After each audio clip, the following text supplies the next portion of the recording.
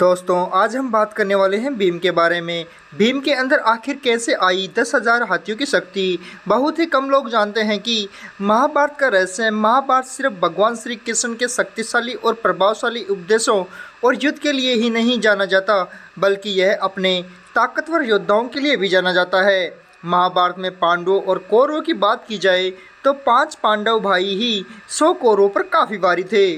पांडव, या यूं ही कहिए कि पूरे महाभारत का सबसे शक्तिशाली योद्धा कोई और नहीं बल्कि भीम थे। भीम की शक्ति का अंदाज़ा इसी बात से लगाया जा सकता है कि उनके अंदर 10,000 हाथियों जितनी शक्ति थी। लोगों के मन में भीम की शक्ति को लेकर कई तरह के सवाल खड़े होते रहते हैं कि आखिर एक साधारण सा दिखने वाला मनुष्य इतना ताकतवर कैसे हो सकता है। चलिए आज हम आपको इस सवाल का जवाब देने जा रहे हैं कि आखिर साधारण से दिखने वाले भीम के अंदर इतनी शक्तियाँ कहाँ से आई।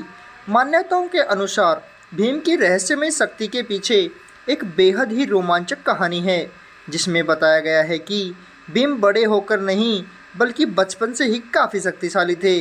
वे कुश्ती, दौड़ या फिर निशानेबाजी में कौरवों को पलक झपके के ही हरा देते थे। भीम बेशक शारीरिक रूप से काफ़ी बलवान थे, लेकिन उनके मन में किसी भी कौरव के प्रति कोई छल नहीं था। हालांकि दुर्योधन के मन में भीम के प्रति दुर्भावना शुरू से ही मौजूद थी। दुर्योधन ने एक बार नहीं बल्कि कई बार भीम को मारने की कोशिश भी की थी।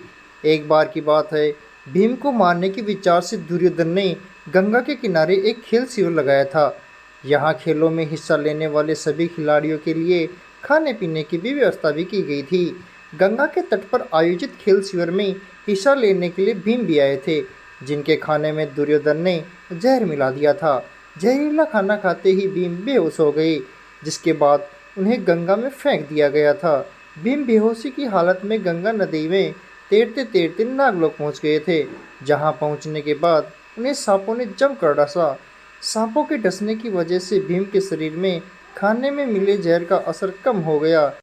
होश में आते ही भीम ने सांपों को मारना शुरू कर दिया, जिसके बाद घबराए सांप नागराज वासुक के पास पहुंचे और उन्हें पूरा मामला समझाया। सांपों की बात सुनने के बाद खुद नागराज वासुक आर्यक नाग भीम के पास पहुंचे। भीम के पास जाते ही नागराज ने उन्हें पहचान लिया। दरअसल आर्यक नाग भीम के नाना थे, जिसके बाद वे भीम को लेकर नागलोक पहुंचे। आर्यक ने नागराज वासुक से आज्ञा मांगी कि वे भीम को उन कुंडों का अमृत पिलाना चाहते हैं जिनमें 1000 हाथियों की शक्ति है। आज्ञा मिलने के बाद भीम ने वहां मौजूद 8 कुंडों का अमृत पी लिया और एक मायावी शैया पर लेटकर सो गए। लगातार 8 दिनों तक सोने के बाद जब भीम की आंखें खुली तो उनमें 10,000 हाथियों की शक्ति आई और वे बेहद शक्तिशाली बन गए।